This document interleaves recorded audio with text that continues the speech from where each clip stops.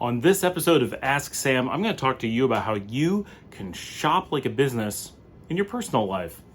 Now, this is a weird topic, but my main job is guiding businesses in better business decisions. It's a big piece of what I do. I help businesses understand how to make good, logical, well thought out business decisions. And a big piece of business decision making is buying things, whether it's shopping for a vendor or shopping for a consultant or hiring or buying products. All of those things are forms of purchasing. And all of those things are things that we do as personal shopping as well. We do it every day. We go on Amazon, we buy new stuff. We go to Walmart, we buy new things. We're buying stuff all the time, especially in really consumer-driven societies. But even those who live in communist countries, there's still a lot of shopping going on. And all humans, as we talked about in a recent episode, are fundamentally emotional, not logical. Because we are fundamentally emotional, this actually makes shopping really hard. Because when we shop, we tend to let emotions really come into play. And sometimes that's okay. That's really important. We need to think about when we want emotions to be the driving factor in a decision and when we want them not to be. And really rarely do we want them to completely drive our decision, but we sometimes want them to play a very large role, and sometimes we want them to play almost no role at all. And we have to just balance these things in every decision, and by knowing when we're being emotional and knowing which parts of the decision are emotional will help us a lot. But it's also important to use our logic and say, this is something where I need to emotionally feel good about it, so I can't disregard that completely and only use logic. Using emotions as part of your decision is part of the logic. It's just an interesting non-logical part of it. So when we're shopping as a business, there's no place for emotion. None. Any amount of emotion in a business decision is reckless and not a business decision. That is fundamentally a failing, and that's what we call being a hobby. That's a completely different discussion. But that's something we have to deal with in business when we're going to buy a vehicle for the company to use to move people from one location to another. We have to look at the total cost of ownership, the safety of that vehicle, how it's going to impact our ability to get people from one place to another. Is its maintenance cycle, even if it's really cheap, is it going to be in maintenance all the time, and so therefore we're not getting very much use out of it? We have to apply those things, and some of those we can really quickly say, well, these cars are all pretty close in their maintenance window, so we can disregard that because that would be too costly to consider. Great. Those are all great business decision processes, and that's how business needs to look at those things. We look at the same thing from home shopping. Well, maybe you need a car. The first question is, do you need a car, right? Make that something you have to decide, because quite frankly, I looked when I lived in Texas and I determined that owning a car, even though I drove it fairly often and had lots of places to go, wasn't actually saving me money. I could have more money and a simpler lifestyle by using Uber and Lyft and delivery services and borrowing cars when I really needed to and renting. Now, of course, you can't rent cars right now, so that would have been a really dangerous decision at the time. But I've gone 9 months now without a car and I'm fine, but other factors have changed. But these are things that people think they don't need to think about. Being emotional, we tend to be like, of course I need a car. And in fact, I need two. I need a truck and a car. And they've got to be brand new and really nice and huge and all these things that we just kind of say, yeah, that's what I want. And everyone else has it. It must be the right decision. But we should know logically that what most people do isn't probably a very good decision. People are not logical, right? So what the majority is doing is probably not well thought out. That's just the nature of humanity. So first, we need to figure out, do we need a car or a truck or two of them or whatever? All those things should be evaluated. Why do you want those things? Do you want them because they're filling a need for you, or are they just making you feel good?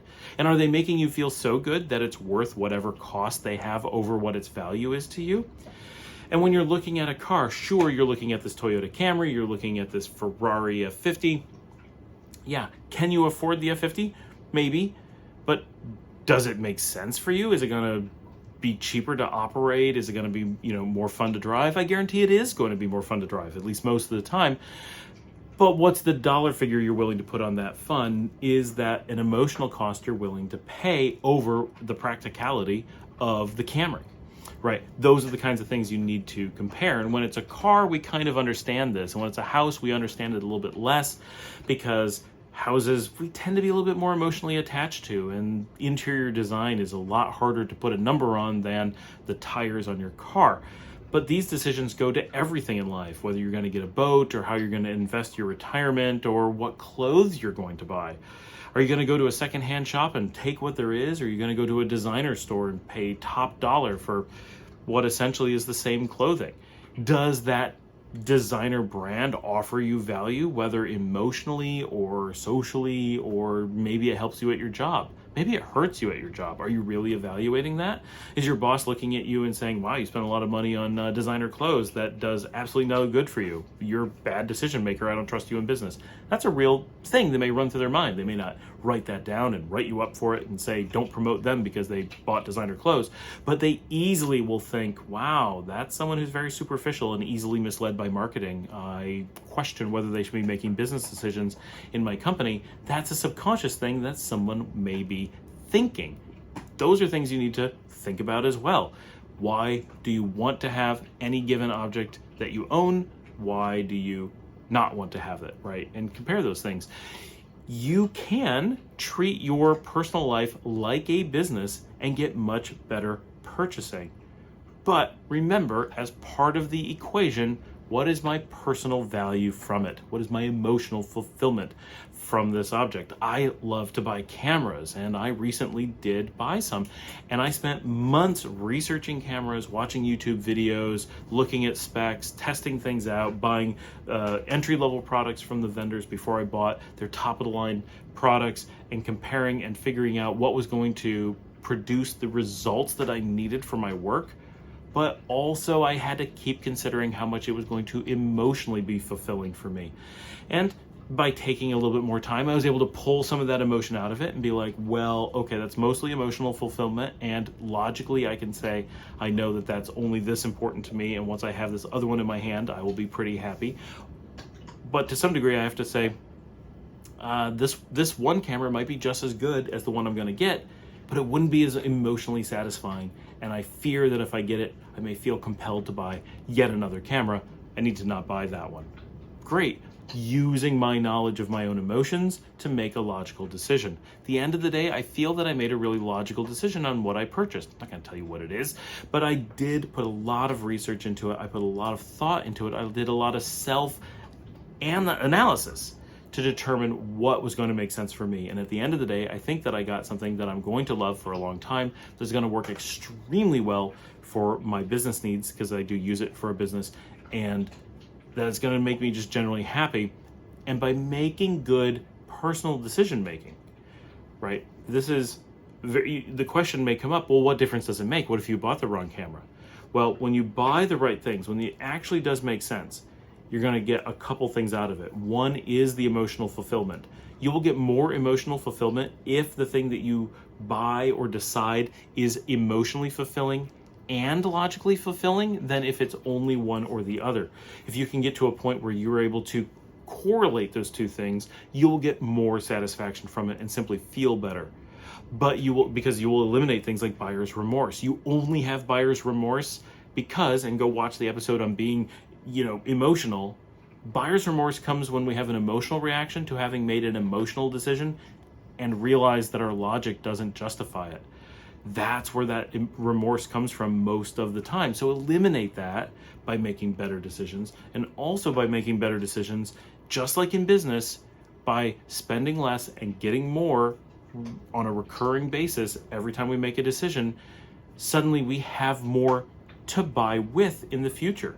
And this is something that I help businesses with all the time. We talk about it with computers as an example. People think, well, I need to spend lots of money to buy something that's going to last me a long time. But if you do the analysis, you get far more bang for the buck if you buy something lesser for much less money that gets the job done today and replace it sooner, because technology advances. It's not the kind of thing you would think would be true, but it often is. And by doing analysis and carefully evaluating our decisions, we can get way more while spending less. And the more we do that over our lifetimes, the more we get, the less we spend, and it just keeps getting easier to do, and the value of it just keeps growing. Thanks for joining me. This is Ask Sam. Remember to like, subscribe, put those comments down below, and I will see you next time.